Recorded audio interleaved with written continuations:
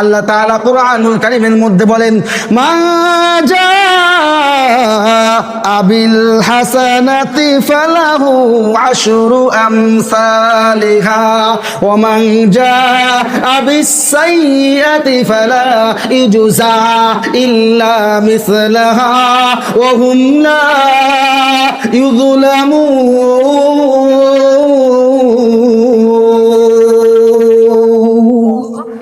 আল্লাহু আকবার। মাসালুল লাযিনা মান জাআ বিল হাসানা, আল্লাহ তাআলা বলেন, যেই ব্যক্তি ভালো কাজ করবে আল্লাহ পাক রব্বুল আলামিন তাকে 10 গুণ আরো বেশি দিয়া দিবেন। বলেন সুবহানাল্লাহ। আর যেই ব্যক্তি অসৎ কাজ করবে, গুনাহের কাজ করবে, ওই ব্যক্তিদেরকে যে যতটুকু গুনাহ করবে শুধু ততটুকুই সেই সমপরিমাণ তাকে গুনাহ দেওয়া হবে। কার অনুগ্রহ?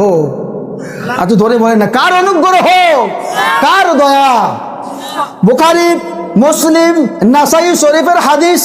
আবু যার রাদিয়াল্লাহু তাআলা আনহু তিনি বর্ণনা করতেছেন, তিনি বলেন, আল্লাহ পাক রব্বুল আলামিন বিশ্ব নবী বলতেছেন, আল্লাহ তাআলা স্বয়ং বলতেছেন। কে বলতেছেন? আল্লাহ তাআলা। তিনি নিজেই বলতেছেন, যেই ব্যক্তি ভালো কাজ করবে আর ওই ভালো কাজ করার কারণে আমি আল্লাহ পাক রব্বুল আলামিন তাকে 10 গুণ আরো বেশি দিয়া দিব রে বান্দা। শুধু তাই নয় বান্দা, শুনো শুনো, আমি তোমাদেরকে কত ভালোবাসি, তোমাদেরকে কত মহব্বত করি, শুনো একটু দেখে নাও। এই দেবার পর আল্লাহ তাআলা বলেন, ও বান্দা, যদি তোমরা কোনো অসৎ কাজ করো, গুনাহ করো, শুধু সেই সমপরিমাণ দিব অথবা তাকে মাফ করে দেব যদি সে শিরকের গুনাহ না করে। কি না করে? শিরকের গুনাহ যদি না করে, তাহলে বান্দা গুনাহ করেছে, তাকে প্রথম নম্বর কি বললেন? বান্দা গুনাহ করেছে, তাকে কি করব? সমপরিমাণ গুনাহ দিব অথবা তাকে মাফ করে দিব যদি শিরকের গুনাহ না করে। এরপরে আল্লাহ তাআলা কত বড় দয়ালু, কত বড় মেহেরবান, তিনি ডাকে দিয়া বলেন, শুনো শুনো শুনো, ওই বান্দা যদি শিরকের গুনাহ না করে,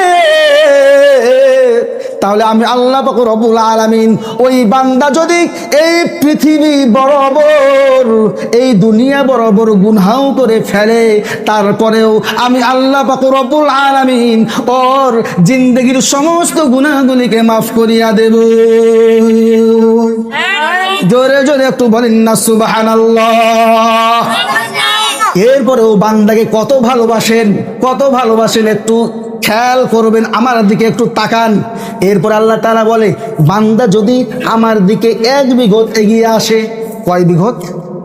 1 বিঘত এগিয়ে আসে। বুখারী, মুসলিম, নাসাই শরীফের হাদিস, একদম সহিহ হাদিস। কথা বলেন ঠিক না বেঠিক? খেয়াল রাখতে হবে আমার দিকে, যে বান্দা যদি আমার দিকে 1 বিঘত আসে, আমি বান্দার দিকে 1 হাত এগিয়ে যাই। বলেন তো কয় হাত? 1 হাত এগিয়ে যাই। এরপরে আল্লাহ পাক রব্বুল আলামিন বলেন, ওই বান্দা যদি আমার দিকে 1 হাত আসে, আমি বান্দার দিকে 2 হাত এগিয়ে যাই। জোরে জোরে বলেন না সুবহানাল্লাহ। আরো বড় সুসংবাদ। কি সুসংবাদ? আল্লাহ তাআলা আবার ডাক দিয়া বলে, ওই বান্দা যদি আমার দিকে হেঁটে হেঁটে আসে গো, আমি তাহলে ওই বান্দাদের দিকে আমি দৌড়াইয়া দৌড়াইয়া দৌড়াইয়া যাই। জোরে জোরে বলেন না সুবহানাল্লাহ। শুধু তাই নয়, আনাস ইবনে মালিক রাদিয়াল্লাহু তাআলা আনহু আরেকটা হাদিসের মধ্যে বর্ণনা করতেছেন, আমার দয়াল, আমার মালিক, আমার রব বান্দাদেরকে কত ভালোবাসেন, কত মহব্বত করেন গো। এবার আনাস রাদিয়াল্লাহু তাআলা আনহু বলতেছেন, বান্দা যদি কোনো একটি নেক কাজের, ভালো কাজের, সৎ কাজের নিয়ত যদি করে, সৎ কাজের নিয়ত করলো কিন্তু বাস্তবায়ন করলো না, কার্যকর করলো না, কি বললাম? বাস্তবায়ন করলো না, কার্যকর করলো না, তাহলে আমি আল্লাহ পাক রব্বুল আলামিন এমন দয়ালু, ওই বান্দার আমল নামায় 1টি গুণ, 1টি নেকি লিপিবদ্ধ করিয়া দে। সুবহানাল্লাহ বলতে অনেক কষ্ট হচ্ছে, তাই না ভাই জানেরা? সুবহানাল্লাহর সঙ্গে দুশ্মনী আছে আপনাদের নাকি? আছে? আল্লাহর সঙ্গে দুশ্মনী আছে? এত সুবহানাল্লাহ বলা যাবে না? চাচা একটু বলেন তো জোরে, সুবহানাল্লাহ। আরে সুবহানাল্লাহ ফজিলত বলতাম, কি সুবহানাল্লাহ বললে কি লাভ, কিন্তু সময় তো সংকীর্ণ, ওইদিকে আমি যাচ্ছি না। তাহলে কি বললে? যে ব্যক্তি ভালো কাজে নিয়ত করলো, ভালো কাজে কি করলো? নিয়ত করলো, এখনো কার্যকর করে নাই, বাস্তবায়ন করে নাই, ওই ব্যক্তির আমল নামায় আল্লাহ তাআলা এক নেকি লিখে দেন। বলেন সুবহানাল্লাহ। এখন ভালো কাজের বিপরীতে কি কাজ? খারাপ কাজ। তাহলে এই কথা অনুযায়ী তাহলে আমরা বুঝতে পারতেছি ভালো কাজের নিয়ত করলে এক নেকি, তাহলে খারাপ কাজের নিয়ত করলে এক গুনাহ। কথা বলেন ঠিক না ভাই? ঠিক না না না না না, আমার দয়াল, আমার মালিক, আমার রব আল্লাহ কি বলে একটু শোনেন।